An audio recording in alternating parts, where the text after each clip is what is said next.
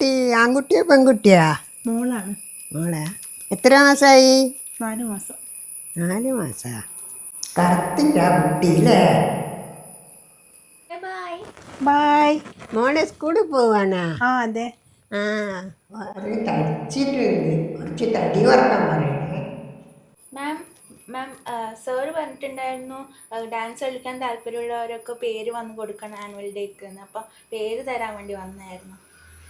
ഡാൻസിനോ? Body ഷേപ്പും ഇല്ല, ഫെയറും ഇല്ല. ബാക്കി ഡാൻസ് കളിക്കുന്ന കുട്ടികളൊക്കെ നല്ല ഫെയറാണ്.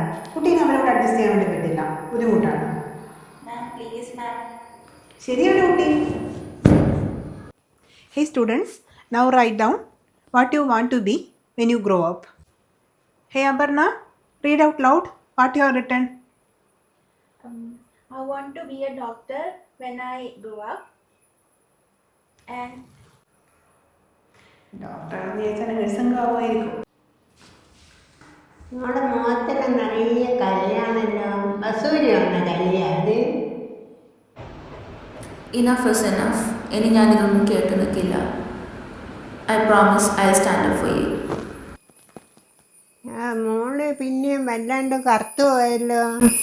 അത് ആന്റീന്റെ മനസ്സ് കറുത്ത ആയോണ്ട് തോന്നുന്നുണ്ട്. ആ കണ്ണടയില്ലേ, കറുത്ത കണ്ണട, അതങ്ങ് മാറ്റിക്കാരാ. അപ്പൊ ശരിയാ.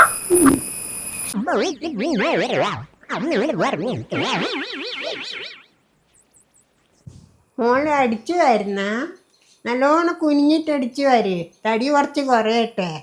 എൻ്റെ തടീനെ പറ്റി ആലോചിച്ചിട്ട് ആൻറ്റി വിഷമിക്കണ്ട. എൻ്റെ വീട്ടിൽ കഴിക്കാൻ നല്ല ഫുഡും ഉണ്ട്. അതിന് പുറത്തുനിന്ന് ആരും ഒന്നും ചിലവും തരുന്നില്ല. ഡാൻസ് ഒക്കെ ഇപ്പോഴും ഉണ്ടല്ലേ? ഇൻസ്റ്റയിൽ അത്യാവശ്യം റീലൊക്കെ ഞാൻ കാണാറുണ്ട്.